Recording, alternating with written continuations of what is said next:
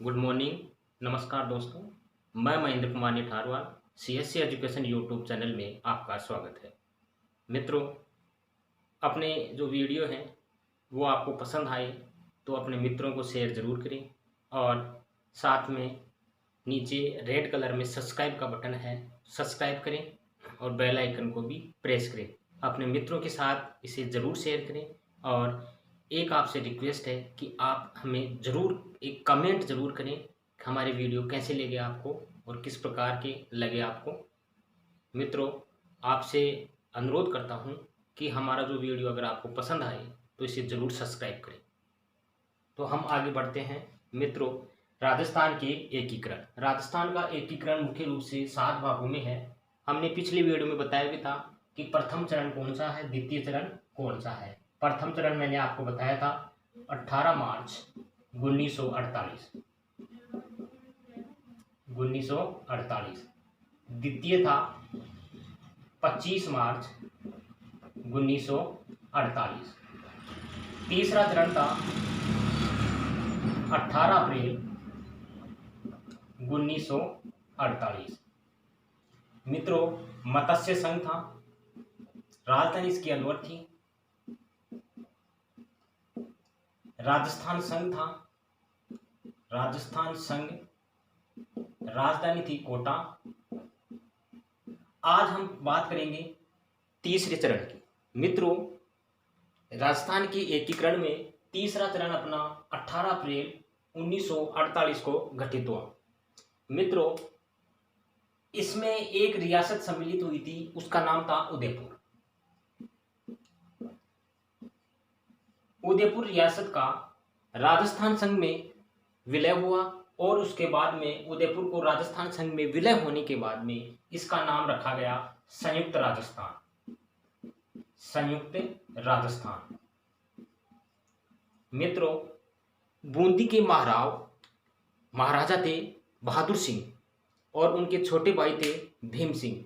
यानी कि द्वितीय चरण जो दूसरा चरण था अपना राजस्थान संघ, उसके राज प्रमुख भीम सिंह को बनाया गया था, जबकि उसके बड़े भाई महाराव बहादुर सिंह ये नहीं चाहते थे कि अपने छोटे भाई की राज प्रमुखता की देखरेख में वो कार्य करें। तो उन्होंने अपने तीसरे चरण में एक चाल चली और उन्होंने बूंदी के महाराव जो राजा थे यानी कि भीम सिंह के बड़े भाई, वो चाहते थे कि मैं इसकी राज प्रमुखता में कार्य नहीं करूं और उसी वजह के कारण भीम सिंह को राज प्रमुख बनाना तत्कालीन भारत सरकार का मजबूरी थी। यानी कि जो भीम सिंह थे, भीम सिंह को राज प्रमुख बनाया गया था। कौन से चरण में? द्वितीय चरण में। द्वितीय चरण में क्यों बनाया गया था? क्योंकि इसकी राज प्रमुखता बनाने का कुछ कारण था, क्योंकि तत्कालीन भारत सरकार का जो कुछ निर्णय था या कुछ सरकार की मजबूरी ऐसी थी जिस कारण से महाराव बहादुर सिंह को न बनाकर भीम सिंह को यानी कि कोटा का राज प्रमुख बनाया गया, जबकि उसके बड़े भाई महाराव बहादुर सिंह चाहते थे कि मेरे छोटे भाई की मैं देखरेख में काम नहीं करूं और ये इसकी राज प्रमुख बनने से वो काफ़ी परेशान थे। तो मित्रों, बूंदी के महाराव बहादुर सिंह ने उदयपुर रियासत को उन्होंने पटाया और बातचीत की।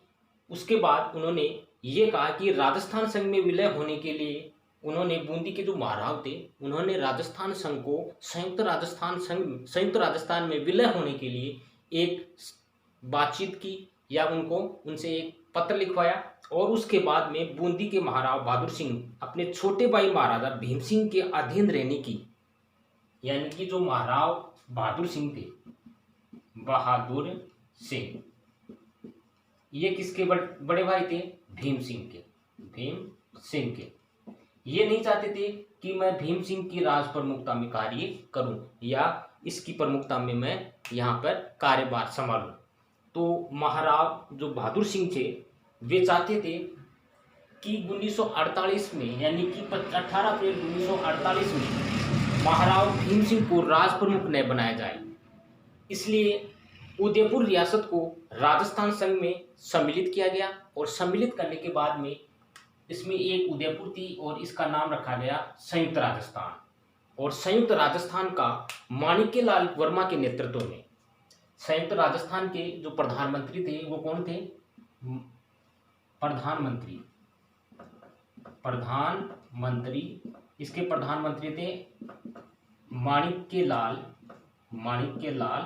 वर्मा। इनके नेतृत्व में, माणिक्यलाल वर्मा के नेतृत्व में उदयपुर के राज प्रमुख बनाए गए भोपाल सिंह को और उप राज प्रमुख बनाया गया भीम सिंह को। यानी कि माणिक्यलाल वर्मा के नेतृत्व में वहां की मंत्रिमंडल में राज प्रमुख तो बनाया भोपाल सिंह को, जबकि उप राज प्रमुख बनाया गया किसे? यहाँ पर इसमें राज प्रमुख भी था और उपराज प्रमुख था। उपराज प्रमुख किसे बनाया गया? भीम सिंह को। उपराज प्रमुख बनाया गया भीम सिंह को। इसी कारण से इस तीसरे संघ में, तीसरे चरण में महाराव जो बहादुर सिंह थे उनकी जो कामयाबी थी वो सफल हुई। वो चाहते थे कि मैं भीम सिंह को राज प्रमुख नहीं बनना देना चाहते थे, वो उनकी कार्य जो शैली थी उसमें भाग नहीं लेना चाहते थे, उनके अधीन वो कार्य करना नहीं चाहते थे। मित्रों, महाराव भीम सिंह को वहां की रियासत का उपराज प्रमुख बनाया गया। क्वेश्चन यहां से बनता है कि कौन से चरण में माणिक्यलाल वर्मा ने किस व्यक्ति को वरिष्ठ उपराज प्रमुख बनाया गया? तो वो कौन था? भीम सिंह। तीसरा चरण एक ऐसा था जिसमें राज प्रमुख के साथ साथ एक उपराज प्रमुख भी बनाया गया। इसमें क्या थे? तीसरे चरण की जो समय सीमा थी 18 अप्रैल 1948। इसमें एक उदयपुर को रियासत को सम्मिलित किया गया। किसमें? राजस्थान संघ में। उदयपुर रियासत को राजस्थान संघ में सम्मिलित किया गया और उसके बाद उसका नाम रखा गया संयुक्त राजस्थान। संयुक्त राजस्थान के अंदर इसके जो अपने राजस्थान संघ के जो राज प्रमुख थे भीम सिंह थे और बहादुर सिंह जो भीम सिंह के बड़े भाई थे, वो ये नहीं चाहते थे कि तृतीय चरण में यानी कि उदयपुर यानी संयुक्त राजस्थान में भीम सिंह को राज प्रमुख बनाया जाए। वो इनके अधीन कार्य करना नहीं चाहते थे और वह अंत में वो सफल भी हुए और माणिक्यलाल वर्मा के नेतृत्व में वहां की संयुक्त राजस्थान के राज प्रमुख बनाए गए भोपाल सिंह को और उप राज प्रमुख किसे बनाया गया? भीम सिंह को। इसी कारण से कोटा के महाराव बहादुर सिंह, बूंदी के महाराव बहादुर सिंह हैं, वो अपनी कामयाबी में सफल हुए। यानी संयुक्त राजस्थान के प्रधानमंत्री थे माणिक्यलाल वर्मा, राज प्रमुख थे भोपाल सिंह और संयुक्त राजस्थान की राजधानी बनाएगी किसको? उदयपुर को। क्वेश्चन आता है कि संयुक्त राजस्थान की राजधानी क्या थी? उदयपुर। ठीक है, आगे चलते हैं। चौथा चरण था 30 मार्च 1949। मित्रों, राजस्थान दिवस भी 30 मार्च को ही मनाया जाता है। 30 मार्च 1949। मित्रों, 30 मार्च 1949 को संयुक्त राजस्थान संघ में 4 रियासतें मिलाई गई थी, जोधपुर, जयपुर, जैसलमेर और बीकानेर। यानी कि संयुक्त राजस्थान में 4 रियासतों को मिलाया गया, यानी इनका विलय हुआ। वे कौन कौन सी थी? जोधपुर थी, जैसलमेर थी, जोधपुर, जैसलमेर, बीकानेर और जयपुर। इन 4 रियासतों को 30 मार्च 1949 को मिलाया गया। किसमें मिलाया गया? संयुक्त राजस्थान में। और संयुक्त राजस्थान संघ में मिलाने के बाद में इसका नाम रखा गया वृहद राजस्थान। इसका नाम रखा गया क्या? वृहद राजस्थान। वृहद राजस्थान की राजधानी नियुक्त की गई जयपुर। मित्रों, 30 मार्च 1949 को अपना राजस्थान दिवस भी मनाया जाता है। क्वेश्चन आता है कि राजस्थान दिवस कब मनाया जाता है? 30 मार्च को। संयुक्त राजस्थान में 4 रियासतों का विलय हुआ। वे रियासत थी जोधपुर, जैसलमेर, बीकानेर, जयपुर। और संयुक्त राजस्थान में विलय होने के बाद में इसका नाम रखा गया वृहद राजस्थान और वृहद राजस्थान की राजधानी जयपुर को बनाया गया। इसके वृहद राजस्थान के निर्माण के बाद में तत्कालीन भारत सरकार ने अपना ध्यान देशी रियासतों की ओर रखा, और देशी रियासतें वो कौन कौन सी थी? 4, जोधपुर, जैसलमेर, बीकानेर और जयपुर, जिसमें जयपुर को वृहद राजस्थान की राजधानी बनाया गया। 30 मार्च 1949 को वृहद राजस्थान घोषित किया गया, और राजधानी कौन सी थी? जयपुर, और इसके प्रधानमंत्री नियुक्त किए गए हीरालाल शास्त्री। हीरालाल शास्त्री। मित्रों, चतुर्थ चरण में राजधानी जयपुर थी वृहद राजस्थान की, और इसके प्रधानमंत्री नियुक्त किए गए हीरालाल शास्त्री, और राज प्रमुख बनाया गया मान सिंह को। मान सिंह को 30 मार्च 1949 चतुर्थ चरण था, राज प्रमुख बनाया गया किसी? मान सिंह को। ये थी राज प्रमुख। मित्रों,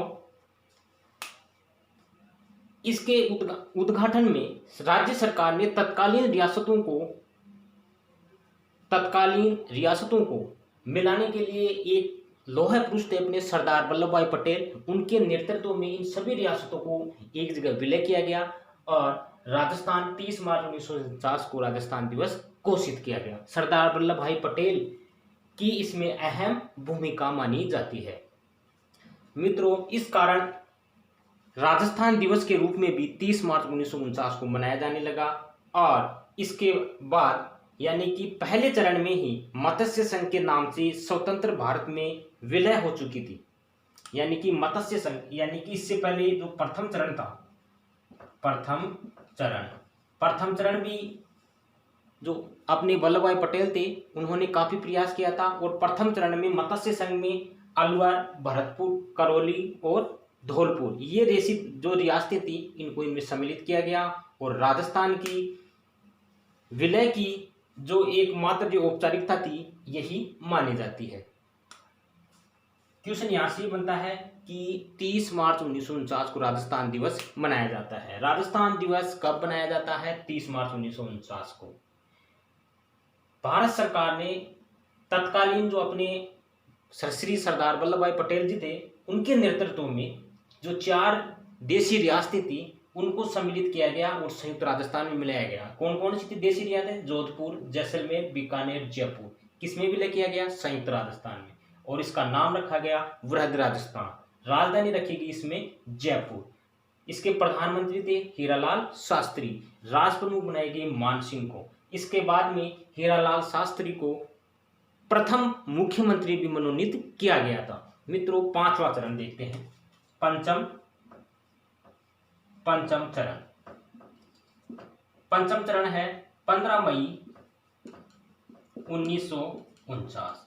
मित्रों, ये क्वेश्चन बार बार पूछा जाता है, रीट की एग्जाम में भी काफी बार पूछा गया है। आपकी जैसे पटवार की है, रीट की है, शिक्षक भर्ती है, लाइब्रेरियन की भी पिछले 2016 वाले में पूछा गया था कि मत्स्य संघ का विलय कौन से चरण में हुआ था। तो इसका आंसर था 15 मई 1949, यानी कि पंचम चरण में। राजस्थान के 5वें चरण में 15 मई 1949 को प्रथम चरण जो मत्स्य संघ था उसका विलय हुआ था। कौन से चरण में हुआ था? 5वें चरण में। 15 मई 1949 को मत्स्य संघ का विलय बेटर राजस्थान करने की औपचारिकता भी भारत सरकार ने ही निभाई थी। यानी कि जो मत्स्य संघ था उसको अपने संयुक्त उसमें वृहद राजस्थान में यानी बृहत्तर राजस्थान में मिलाने के लिए भारत सरकार की जो औपचारिकता की थी वो एक अहम भूमिका थी, और इसमें सबसे अहम भूमिका किसकी थी? सरदार वल्लभ भाई पटेल की थी। इस भारत सरकार ने 18 मार्च 1948 को जब मत्स्य संघ बनाया था तभी उस विलय पत्र में ये लिखा गया था, यानी कि जब 18 मार्च 1948 को मत्स्य संघ बनाया गया था उसमें अलवर, भरतपुर, करौली, धौलपुर, उस समय जो विलय पत्र में ये बना था उसमें लिखा गया था कि औपचारिकता मात्र मानी जाएगी। यह मत्स्य संघ में जो रियासत थी ये एकमात्र औपचारिकता मानी जाएगी। इसी के तत्वाधान में 5वें चरण में 15 मई 1949 को मत्स्य संघ को किसमें मिलाया गया? 5वें चरण में। मित्रों, यहां से क्वेश्चन बहुत बार पूछा जाता है कि मत्स्य संघ को कौन से चरण में मिलाया गया? 5वें चरण में। भारत सरकार के तत्वाधान यानी उसमें जो मत्स्य संघ में एक पत्र लिखा गया था, विलय पत्र, उसमें मात्र औपचारिकता माना गया था। ओनली औपचारिक मात्र माना गया। क्यों माना गया? क्योंकि इसमें कहा गया था कि मत्स्य संघ अलवर, जो मत्स्य संघ था इसकी राजधानी अलवर थी, जिसमें 4 रियासतें थी, उसका विलय किसमें हुआ? 5वें चरण। अगला है 6वां चरण, 26 जनवरी 1950। चरण नंबर 6, 6वां चरण, ये था 26 जनवरी 1950। मित्रों, 26 जनवरी 1950 को हमारा संविधान लागू हुआ था। भारत का संविधान लागू होने के दिन, भारत का संविधान लागू होने के दिन 26 जनवरी 1950 को सिरोही रियासत का विलय किसमें हुआ? राजस्थान में, वृहद राजस्थान में। यानी कि 6वें चरण में 26 जनवरी 1950 को संविधान दिवस बनाया गया था, संविधान लागू हुआ था। और इस दिन, इस चरण में एक रियासत थी, कौन सी? सिरोही।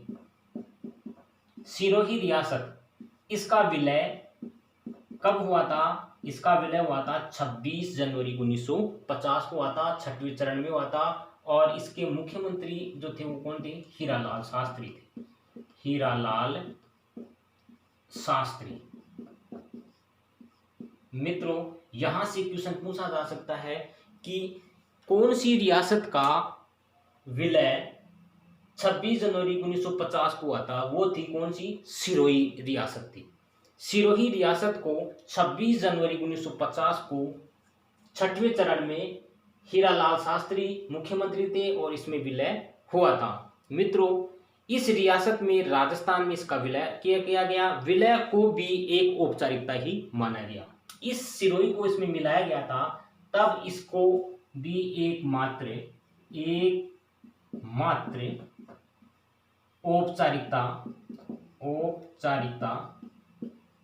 माना गया। औपचारिकता माना गया। क्यों माना गया? क्योंकि इसको राजस्थान, अंत में राजस्थान संघ में सम्मिलित करना है। और अपने जो सरदार वल्लभ भाई पटेल थे, उन्होंने सभी देशी रियासतों को एक करके एक अंत में राजस्थान का निर्माण किया। और 26 जनवरी 1950 को सिरोही का विलय हुआ था, उसको मात्र भारत सरकार ने राजस्थान संघ में मिलाया था, तब इसको मात्र एकमात्र औपचारिकता ही माना गया था। इस एकीकरण की प्रक्रिया पर जो प्रक्रिया हुई, यानी कि सिरोही रियासत को जब इसमें मिलाया गया, तब वहां के शासक नाबालिग थे। यानी कि सिरोही का जो शासक था वो कौन था? नाबालिग था। सिरोही का शासक नाबालिग था। यहां से क्वेश्चन आया था, बहुत बार पूछा जाता है कि राजस्थान की एकमात्र कौन सी रियासत थी जिसका शासक है वो नाबालिग था? तो वो कौन सी थी? सिरोही।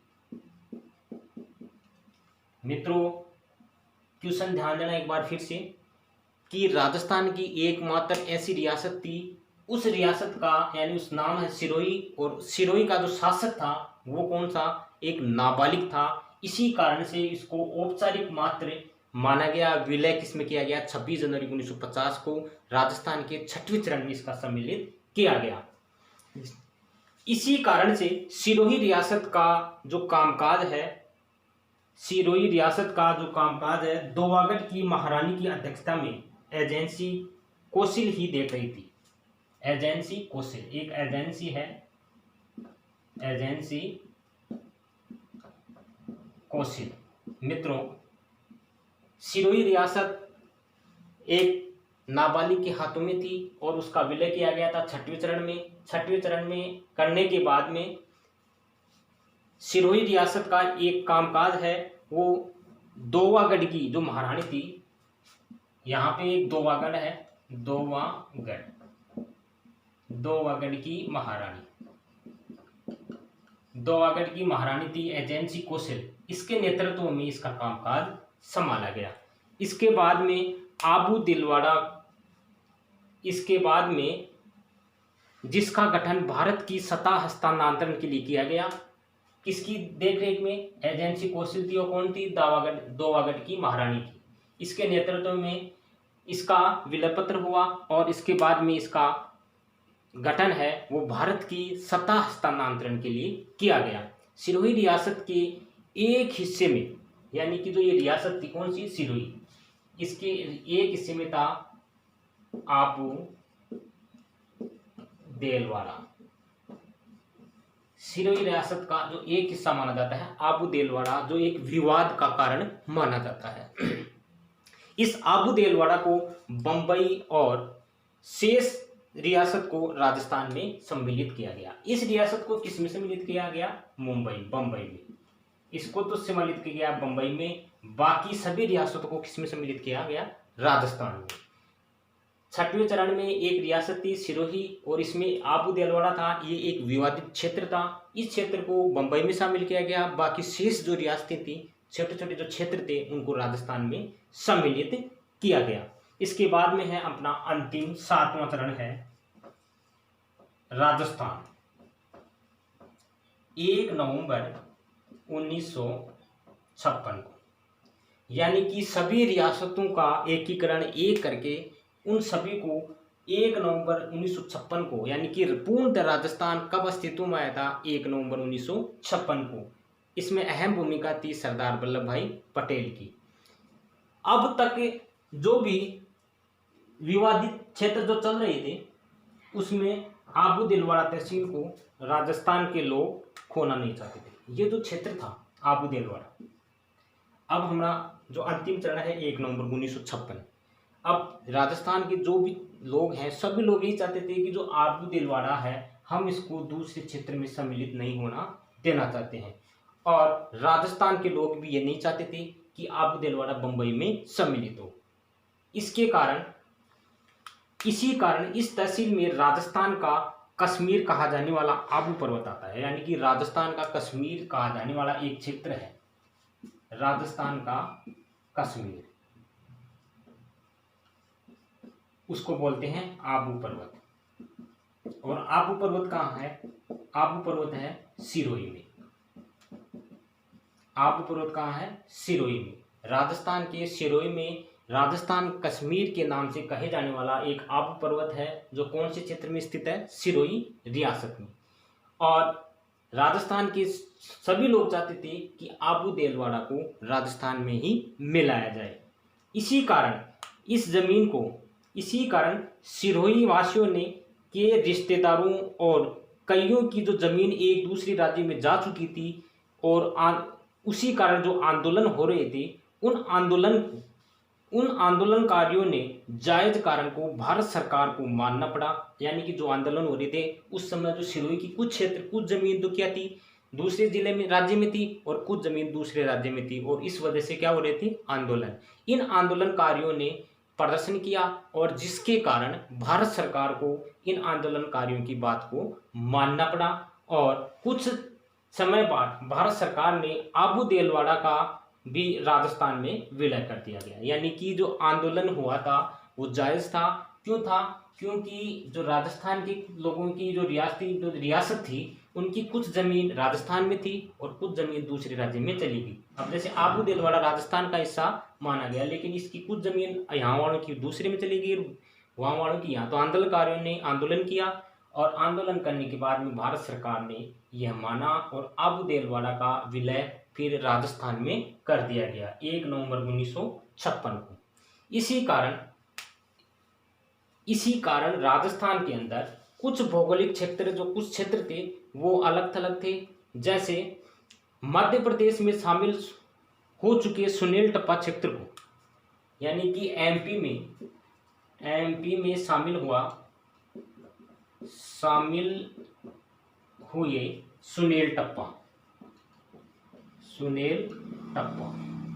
इस क्षेत्र को राजस्थान में मिलाया गया। जबकि सिरोंज क्षेत्र जो झालावाड़ में है,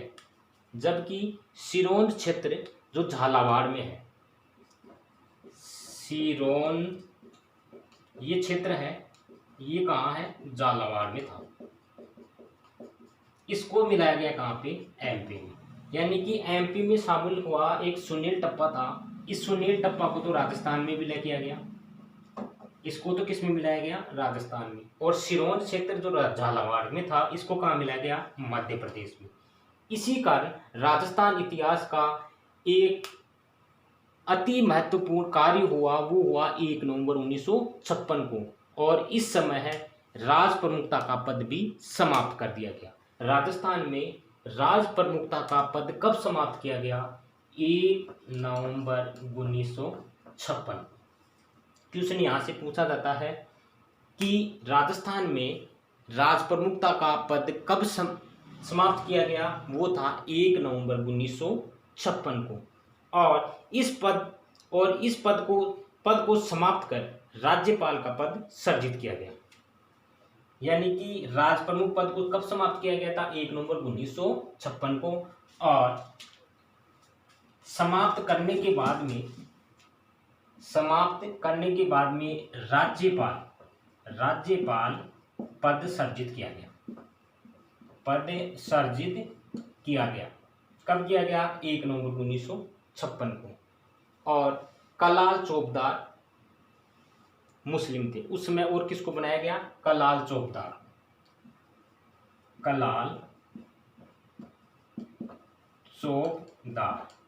यह व्यक्ति एकमात्र मुस्लिम था। यह कौन था, मुस्लिम। क्वेश्चन आता है कि राजस्थान में राज प्रमुखता पद है उसको कब समाप्त किया गया, 1 नवंबर 1956 को। और इस पद को समाप्त करने के बाद में राज्यपाल पद में सृजित किया गया, और उस समय कलाल चौबदार को नियुक्त किया गया। यह व्यक्ति एकमात्र मुस्लिम था, और इस पद को सृजित किस में किया गया था, राज्यपाल में।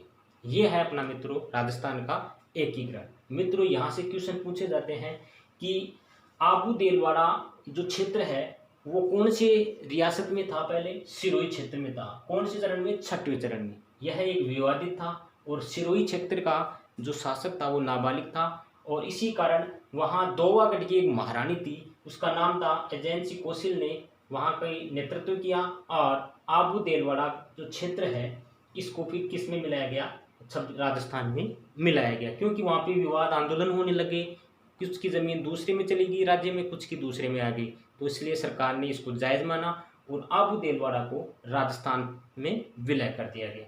इसके बाद में 1 नवंबर 1956 को राजस्थान संघ का पूर्ण विकास हुआ, पूर्ण अस्तित्व में आ गया, और इसमें राज्यपाल राज प्रमुखता पद को सृजित करके किसमें कर दिया गया, राज्यपाल में। और राज्यपाल कौन थे, राज्यपाल के रूप में एक मुस्लिम व्यक्ति था, कलाल चौबदार। तो मित्रों आज अपना राजस्थान का एकीकरण समाप्त होता है। आपसे रिक्वेस्ट है कि आपको अगर अपना वीडियो पसंद आए तो इसे शेयर सब्सक्राइब जरूर करें, अपने दोस्तों को शेयर भी करें। तब तक के लिए धन्यवाद।